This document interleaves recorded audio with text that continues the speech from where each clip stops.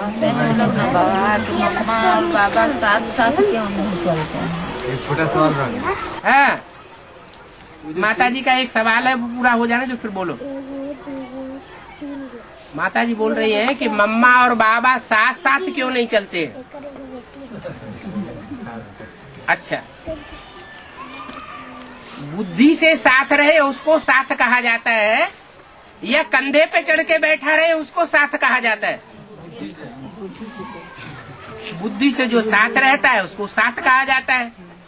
कंधे पे चढ़ के बैठा रहे और बुद्धि दुनिया में बिखरती रहे तो उसको साथ ही कहेंगे।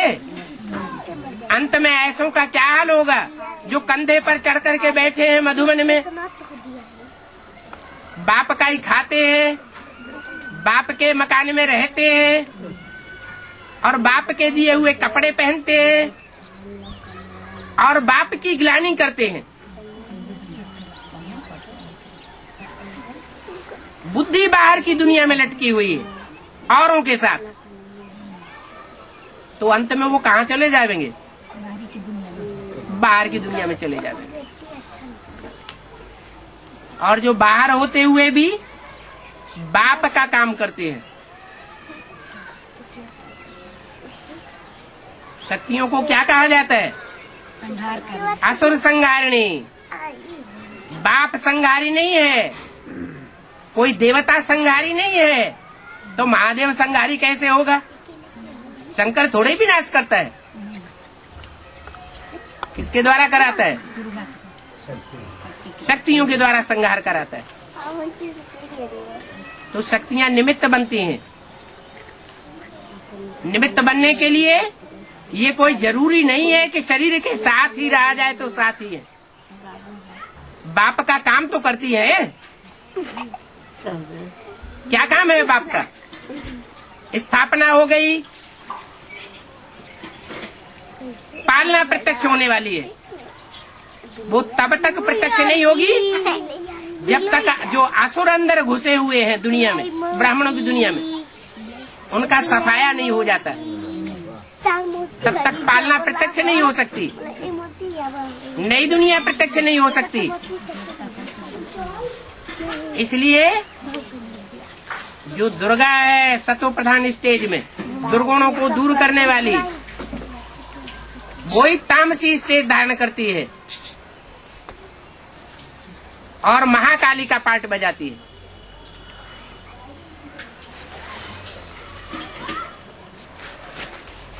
ये कैसा पार्ट है?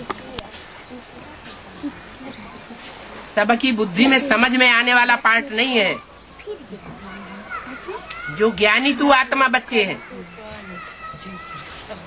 वही मुझे प्रिय है। जो अज्ञानी है वो तो भगत है, भगत। दुनियावी रीत रस्म की बातों को पकड़ते हैं, ज्ञान की बातों को नहीं पकड़ सकते।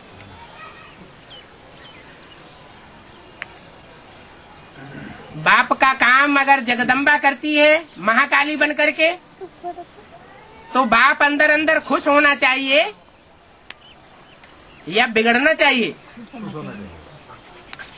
इसलिए महाकाली छाती के ऊपर पांव रखती है और वो आराम से सोने का बहाना बना जाती है।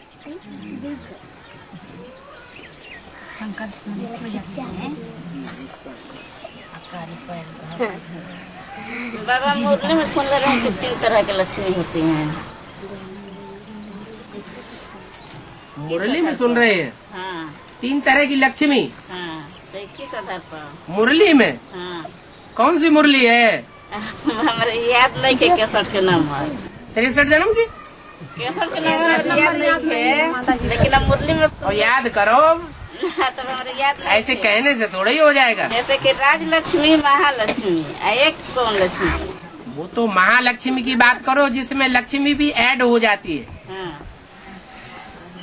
महालक्ष्मी जब बनती है तो उसमें जगदम्बा का पार्ट भी ऐड हो जाता है, उसको कहते हैं महालक्ष्मी। जितने भी ब्रह्मा बनने वाली आत्माएं हैं उनमें जो पुरुष पार्टधारी हैं उन 2 को छोड़ करके बाकी जो 3 स्त्री चोले हैं, लक्ष्मी है, जगदम्बा है, ओम राधे है, ये तीनों ही लक्ष्मी के रूप हैं। लेकिन नंबर 12 होने के कारण एक महागौरी है, एक गौरी है और एक महाकाली है। जब इनके सबके संस्कार मिलकर के एक होते हैं तो महालक्ष्मी कही जाती है। ऐसे नहीं कि लक्ष्मी ही तीनों है।